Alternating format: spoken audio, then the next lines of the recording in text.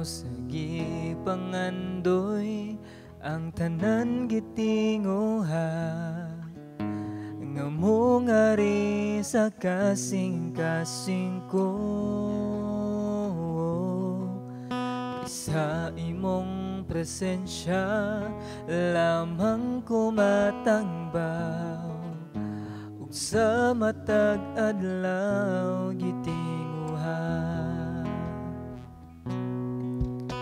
Labaw sa gipangandoy ang tanan gitinguha, nga mo ngari sa kasing-kasing ko. Kaysa imong presensya lamang ko matangbaw, ug sa matag adlaw gitinguha. Sa presensya mo, sa presensya mo may kaayuhan. Sa presensya mo kasiguruhan. Sa presensya mo adunay kalipay. Sa presensya mo, Diyos, sa presensya mo, Diyos, ako nang tinguha. Labaw sa gipangandoy, labaw sa gipangandoy ang tanan gitinguha, nga mo ngari sa kasing-kasing ko. Kaysa imong presensya lamang ko matangbaw, ug sa matag adlaw gitinguha.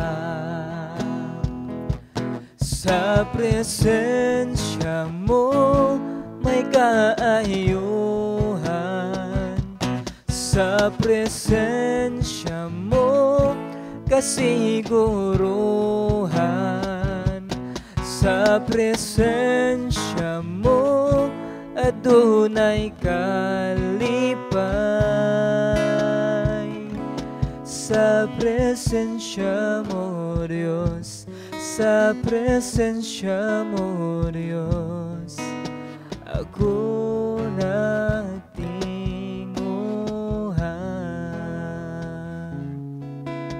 Ako nagtinguha. Ako nagtinguha.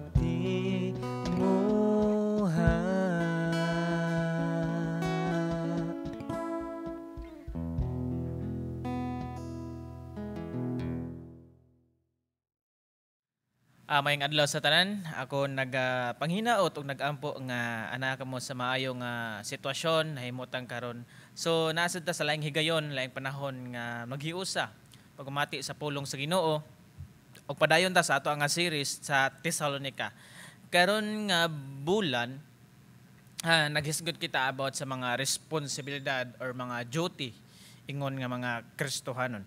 So now karon nga parte ni maghisgot usab kita og pahigugma di sa simbahan, duty, our duty ngadto sa mga tawo nga nanginahanglan, in needs, our duty to those in needs. Pag niaging Domingo ang naghisgot og duty to those in serve nga nagserve, manang naghisgot og mga pastor, mga leaders. But now karon maghisgot usab ta sa ngadto sa mga nanginahanglan apan sa dili pa ta moadto sa unahan. Iduko ato mga ulo, piyong ato mga mata, mga isa tagiya og lamdag sa balang Espiritu Santo sa matag usa kasing-kasing natog hunahuna. Magampo ta. Ginoo, salamat nining kahigayunan, salamat ning panahon. Pribilehiyo namo amahan nga din makatuon sa imong nga pulong. Pribilehiyo namo amahan din ikaw among pasidunggan, pagadaygon ug galagaran. Salamat Ginoo sa matag usa nga nakadungog og namati sa imong mensahe karon. Padayon ka mag-bless kanila, patubo ka amahan sa binhi sa mensahe, binhi sa imong nga pulong diha sa matag usa kat kinabuhi. Salamat Ginoo sa padayon usaha kami sa imong gugma, grasya ug kaluoy dalaygon ka sa walay katapusan sa ngalan ni Hesus. Amen. So now again, ang title sa ato nga paghisgutan karon, paghigugma diha sa simbahan, ato ang duty ngadto sa mga nanginahanglan. So ang ato ang passage karon naa sa unang Tesalonica 5:14 ug 15. So now, ako ang basahon diri sa 14 ug 15, now nag-awhag kami kaninyo mga igsuon nga inyong pahimatngunan ang mga tapulan, dasigon ang talawan, tabangan ang mga maluyahon ug pag mapailubon kamo kanilang tanan. 15, ayaw ninyo panimasli ang nagbuhat og daotan kaninyo kundili sa kanunay buhata ang maayo alang sa usag-usa og sa tanang tao. Ang Dios nagpanalangin ng daan sa iyang pulong. So now, aduna tay 5 kabutang nga paghisgutan karon. Ingon nga ato ang responsibilidad, ato ang duty ngadto sa mga tao or ngadto sa ato mga kaigsuonan nga nanginahanglan. So una, we develop a love for the church by first warning the unruly, or kaning bersikulo 14, pahimatngunan ang mga daotan, pahimatngunan, warning ang kaning tapulan or unruly is ato aning sabton sa pipilian natong pagkahisgutan. So pahimatngunan ang mga tapulan. Kinsa man ni ang mga unruly or kinsa man ni mga tapulan nga gigamit diri ni Pablo ayang pagpasabot, kinsa man ni sila. So maybe sa atong unahon na kining mga bata, mga tapulan ni kining mga youth department, mga tapulan siguro ni wala naman ni sila lihok-lihok. Basin mo anatag ay basig kaning tapad nako, mga tapulan ni tagsa naman ni makit-an ako sa simbahan, basig mo ana ta. Anyway, ang pagpasabot diri nga kaning unruly or kining mga tao nga tapulan, meaning ani is out kato mga tao nga out sa order or out wala na arrange or like na bisag katag. So now, sa una nga panahon, way back sa high school pa ko, nagstay ko sa dorm. And sa usa ka kwarto nami anak ko'y kauban duha. So like every morning taga-buntag mag-remind ko niya nga hipusa imong kalat, hipusa pilay mo hang banig, limpyohin na to, buhatan na imong mga task. Nya siya kay maghigda lang. So like every other day or straight taga-adlaw nga mag warning, maghatag ko niya og pahimatngon nga buhatan ni sugdi na imong mga task. Og kani siya nga tao is, kani siya nga bata is gahi siya. So ang nahitabo ang iyang mga butang gakatag, iyang day, iyang nga adlaw is dili na magkadimao, na mga panahon magdadali siya, na panahon nga malimtan siya. Inana ang tapulan nga gipasabot. Another nga ato ang story nga karelate tang tanan is kanang panahon nga manglabata, no? Manglabata, and then samot na daghan kayog bulingon. So ang luoy, ang washing machine kay kita magtinapulan ta sa atong laba, atong buhaton is daghanon natong paslak ang washing, no? Daghanon natong paslak natong mga bulingon, mga sinina kay para lagi dali mahuman.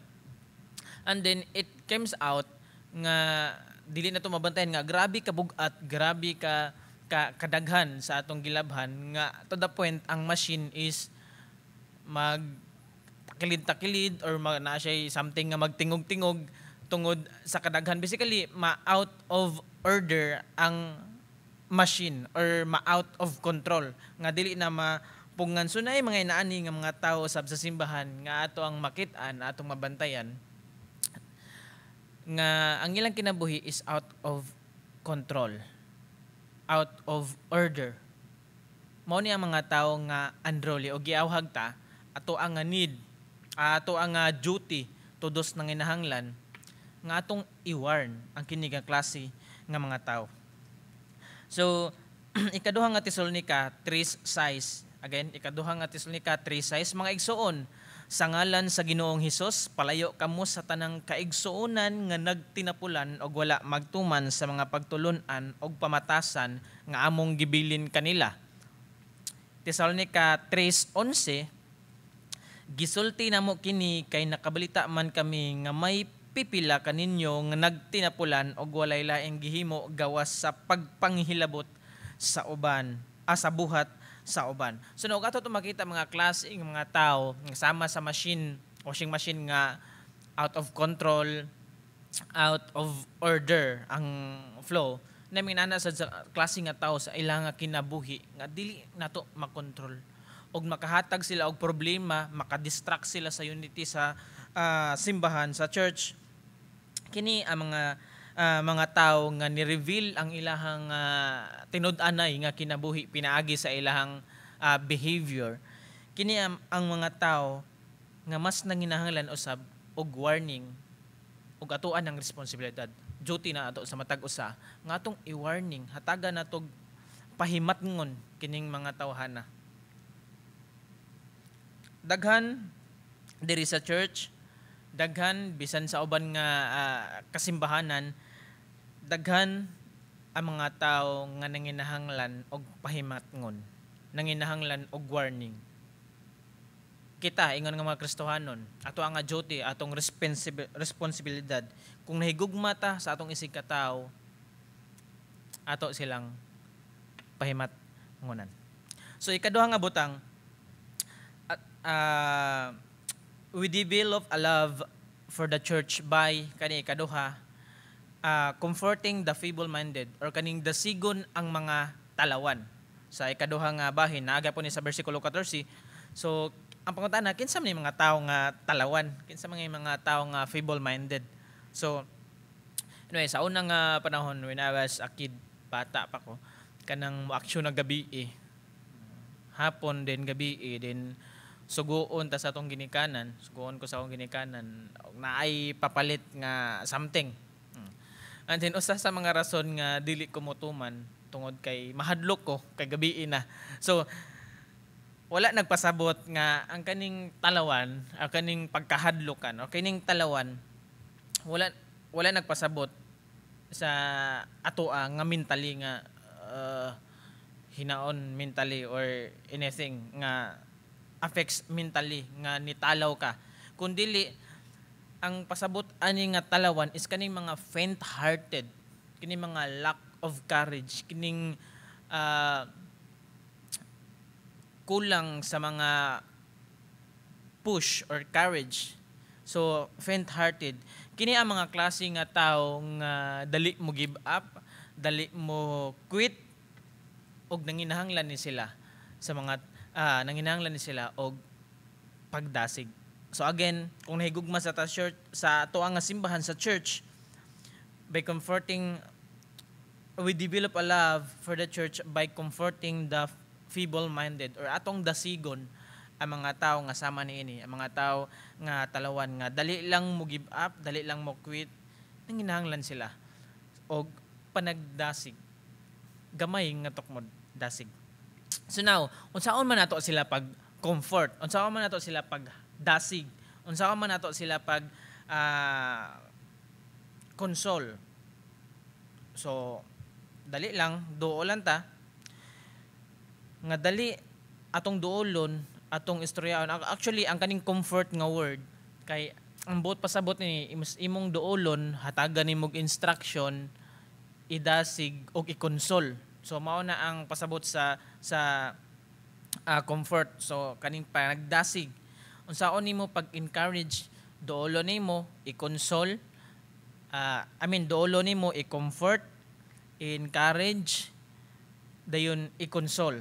So simple anang butang nga gamay nga tukmod atong dasigon ang mga talawan. So daghan, akong balikon, daghan sa church, bisan sa uban nga church, simbahan, nga nanginahanglan o gamay nga push, gamay nga panagdasig. So ikaw nga namati, nakadungog karon, kung nahigugma ka sa simbahan, ingon nga iniusa nga mga anak sa Dios, giawhag usab ikaw nga nakadungog karon, hatag og push, hatag og panagdasig, hatag og encourage ngadto sa mga tao nga nanginahanglan. Okay. Sama usab na sa sa chain, sa kadina, nagadepende ang iyang kalig-on sa matag usa nga weakness. So kay ang kadina mag-ana siya, ang weakness niya kung naay maputol nga usa, naay mataya nga usa, bungkag gina siya, bati dili gina siya matawag nga kadina kung maputol-putol na ang iyang weakness. So sama sa imong pag-push sa usa lang ka tawo, naghatag nag-strength, naghatag nagdasig sa tibuok panimalay diha ni Kristo. So now, unang nga butang, himatngunan ang mga tapulan. Ikaduha, dasigon ang mga talawan. Ikatulo is kaning tabangan ang maluyahon. We develop a love for the church by supporting the weak. Tabangan ang mga maluyahon. So ang pangutanan na sad, kinsa man ni ang mga tao nga nagloya? Kinsa man ni mga tao nga naa sa kaluyahon? So now, well, kumutok ta about sa spiritual nga things, ang spiritual matters or spiritual nga aspects. Basically, ang kato mga tao nga naa pa sa kaluya is kato mga tao is wala pa ingon nakagamot nga lig-on ang pundasyon ang relasyon diha sa Ginoo. Bot pasabot sila ang mga tao nga ingnon ta dili pa igo nga ang ilahang maturity nakagamot. So inana mo nang naay mga bag-o nga mga Kristohanon is gentle nga care ang kinahanglan, gentle nga support, gentle nga tabang tungod kay naa pa ni sila sa inani nga stage. So sila ang mga tao kinsa ang mga weak, sila ang mga tao nga akong balikon is not that mature nga ni-root sila ang ilang foundation diha ni Kristo sa espirituhanon nga butang. Unsa man nato sila pag-support, unsa man nato sila pagtabang kaning mga loyahon. So now, before sa last vacation, ako og si Ronald na amigi panday nga balay o sa mga din ngadto sa ETCP. I mean usa ka mga mentor, teacher sa ETCP. So niadto mi nitabang ko, and then usa sa mga problema nga mo nakita is lisod kay siya pagbutang og haligi tungod kay simentado na ang ubos. So ang among gibuhat ning Ronald is among itukod, iplastar na mo ang haligi, and then butangan na mo og mga brace. Butangan na mo og mga kahoy nga moali nga makahatag tungod kay dili man na mo mapatarok ang haligi sa yuta. So among buhaton is mao to, among buhatan og brace, buhatan og mga tukod para dili matumba. Naptan pila ka higayon is napurma, nabarog ang katong moranap tog extend nga kitchen. Napurma siya nga wala gipaturok sa yuta. So now, ang akong buti pasabot, unsa man nato pag-support ngadto sa mga tawo nga maluyahon. Sama sa pagpanday og balay nga dili wala katurok, nanginahanglan usab sila brace, nanginahanglan sila og support sa matag usa. Okay? Nanginahanglan sila og tukod, gamay nga lean nga makatukod sila. Inana dako kayo na og tabang nga ngadto sa mga maluyahon. So now, og ato tong makita nindot nga nagtinabangay, nagsinuportaay ang matag usa nga moabot ng mga higayon nga moabot ang mga panahon nga nasa kalisod, naa sa kakulangon, na ang matag usa nga masangpit, na ang matag usa nga matukuran, na ang matag usa nga madangpan panahon sa kalisdanan. Dako kayo og role ang matag usa, responsibilidad sa matag usa, ingon nga Kristohanon ang pagtabang especially ngadto sa mga maluyahon. So now, ang idea ni nga akong balikon, ang idea nga tong sa pag-support, sa pag-brace, Kay whenever nga naay mo abot sa mga tao nga bugatan sila sa ilang problema, bugatan sila sa ilang mga sala, dili sila makabarog sa ilang kaugalingon. Kini ang mas ingnon ta nga mas kinahanglan ka sa tao nga naa sa maloyahon. So sa Galatia 6:2, atong basahon diri sa Galatia 6:2, pag tinabangay kamo sa pagpasan sa inyong mga alantuson, kay niining paagiha matuman ninyo ang sugo ni Kristo. Daghan sa mga church, bisan pa sa uban nga mga church, daghan ang klase sa mga tao nga nanginahanglan og tabang. Ikaw nga namati karon, ikaw nga nakatungog karon sa mensahe sa Ginoo. Giyawag usab ikaw sa pagtabang sa mga tao, labi na ngadto sa mga maloyahon. Ikaapat nga butang, we develop a love for the church by being patient with all. Sa bersikulo 14 gihapon, pag mapailubon kamo alang kanilang tanan. Ato ning sabton ang kaning patience or kaning pasensya or kaning pagpailob. So now, lisod siya, dili siya lisod sabton, pasensya, pailob. Dili siya lisod nga sabton, pero lisod kaayo siya buhaton. Okay? Tungod kay even karon nga mga panahon, ang adiya sa kaning patience, ang adiya sa kaning pagpailob sa karon nga panahon, nagkahinay og kawala. Bisan pa mo tan-aw ta sa ato ang culture, bisan pa mo tan-aw ta sa ato ang society palibot, nagkahinay ang ideya sa kaning gitawag natog magmapailobon. Bisan asa na to i-apply? Apply na to sa pagkaon, daghan ng instant karon. Apply na to sa transportation, daghan, well, positive siya nga dali ta maabot. So apply na to sa daghan mga butang nga atong ma-applyan nga sa ato nga kultura, sa ato nga society, sa ato nga palibot, nagkanahinay-hinay og kawala ang ideya sa kaning patience, ang kaning pagmapailobon. So now, naata ni ini usab nga kinaiya nga gusto ta, kung naatay usa ka butang nga gusto is dapat naadayon.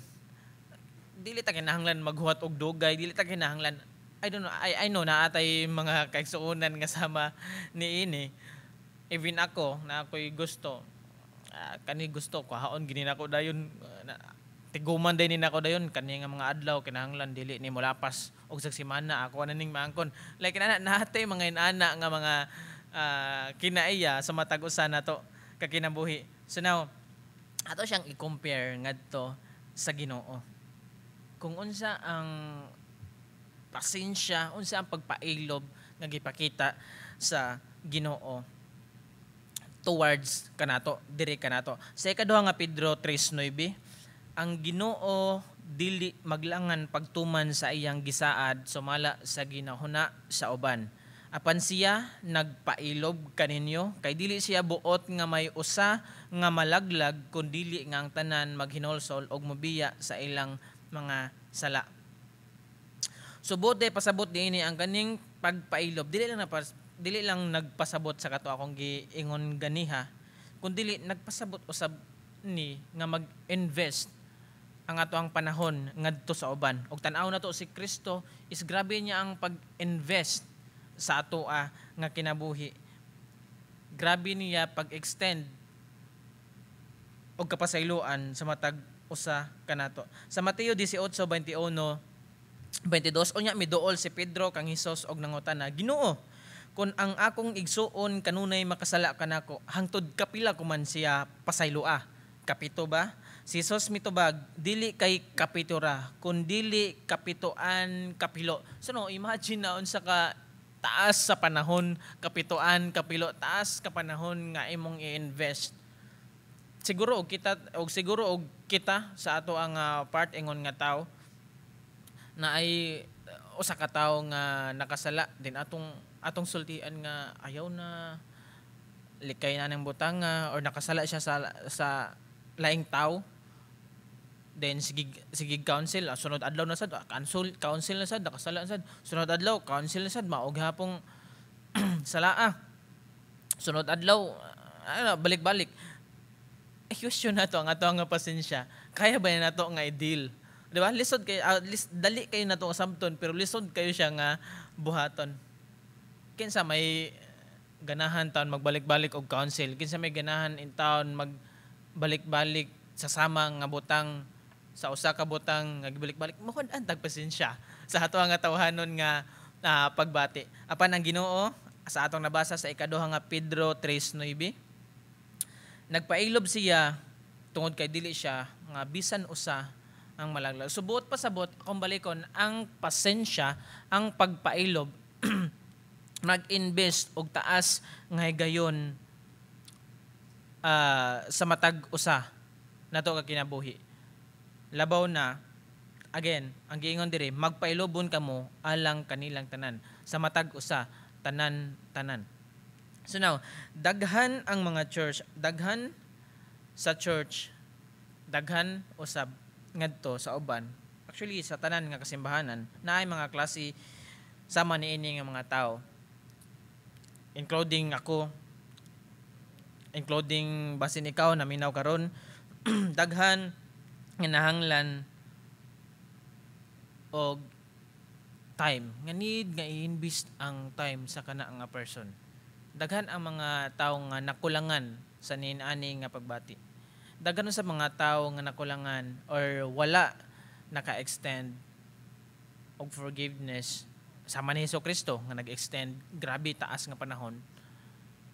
Daghan mga tao nini sa simbahan. Og ikaw karon nga namati, ikaw karon nga kadungog sa mensahe sa Ginoo. Kaya wag usab ikaw nga magpailob alang sa tanan. Sa katapusan, we develop a love for the church by doing what is good. Sa versikulo 15, ayaw ninyo panimasli ang nagbuhat og daotan kaninyo kundili sa kanunay buhata ang maayo alang sa usag-usa ug sa tanang tao.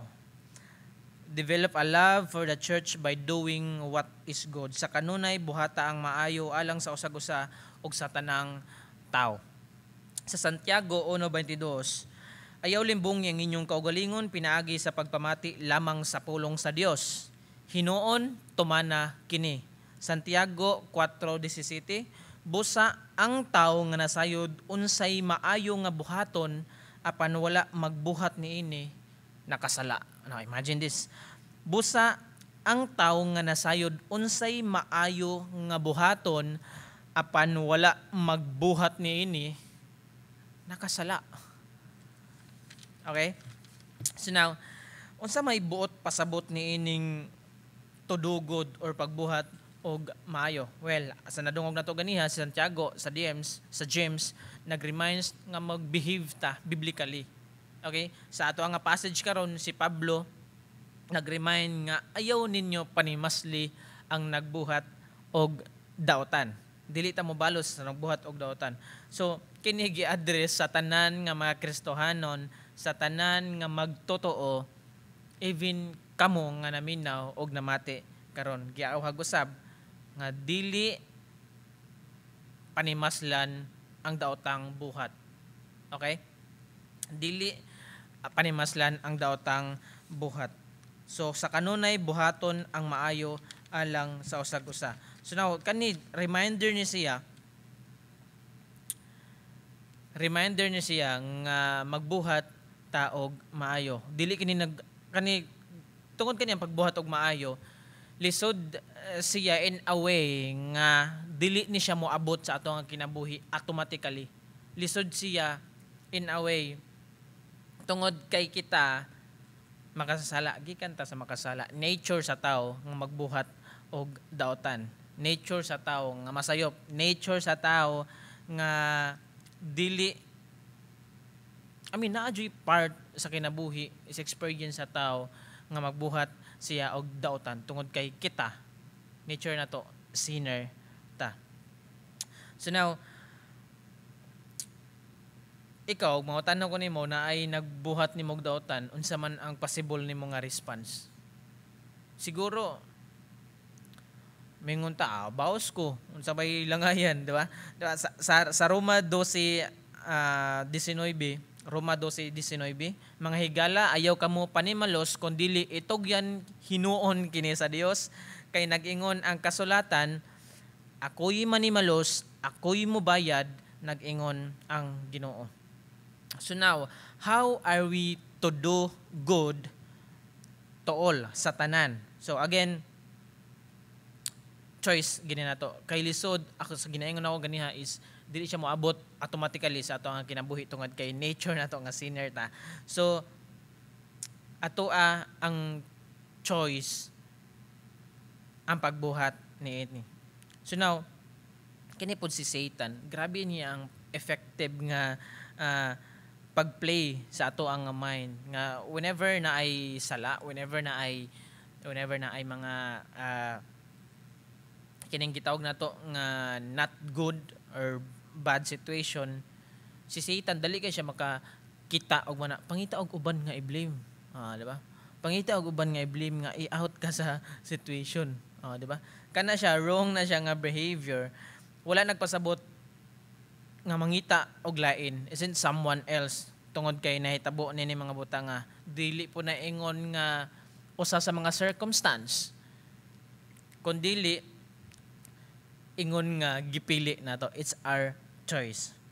So now, ang pulong sa Dios nag-admonish, nag-encourage na matag usa, nag-auhag sa matag usa to choose to do which is good. Sa ginaingon pa sa kanunay, sa bersikulo 15, sa kanunay, sa ubos nga part, buhata ang maayo alang sa usag-usa. Dili lang kay ngadto sa ato mga kahigalaan, dili lang kay ngadto sa atong mga kaigsuunan diri sa TLCC. Dili lang kay pick lang ato ang buhatan og maayo nga butang. Kundi sa bersikulo 15, buhata ang maayo alang sa tanang tao. So again, as Christian, ato ang duty, we develop a love for the church by warning atong himatngunan ang mga tao nga tapulan. Ikaduha, dasigon ang mga talawan. Ikatulo, tabangan ang maluyahon. Ikaapat, magpailob sa tanan. O ikalima is buhaton nato ang maayo alang sa usag-usa ug sa tanang mga tao. Ako mga pag-ampog, mga tinguha nga kitang usa mabuhat nato atong ma-apply ang pulong sa Ginoo nga atong nadungog nining mga takna. Magampo ta. Ginoo, salamat sa imong kaayo, salamat sa imong pagkabuutan nga imuhang gipakita diri sa matag usa kanamo. Matag usa sa kinabuhi, amahan. Nga nakadungog, nakabati sa imong mensahe karon. Salamat Ginoo sa padayon ka magapanday sa matag usa ka kinabuhi. Padayon ka magabless sa tanan nga nakadungog ug namati sa imong mensahe karon. Sa padayon sa unahan, ikaw maghahiusa ka namo, pinaagi sa imong gugma, pinaagi sa imong grasya ug imong kaluoy. Kini among giampo, gipasalmatan kanimo lamang sa ngalan Hesus. Amen. Ug amen. Sa presensya mo may kaayuhan, sa presensya mo kasiguruhan, sa presensya mo adunay kalipay, sa presensya mo Diyos, sa presensya mo Diyos.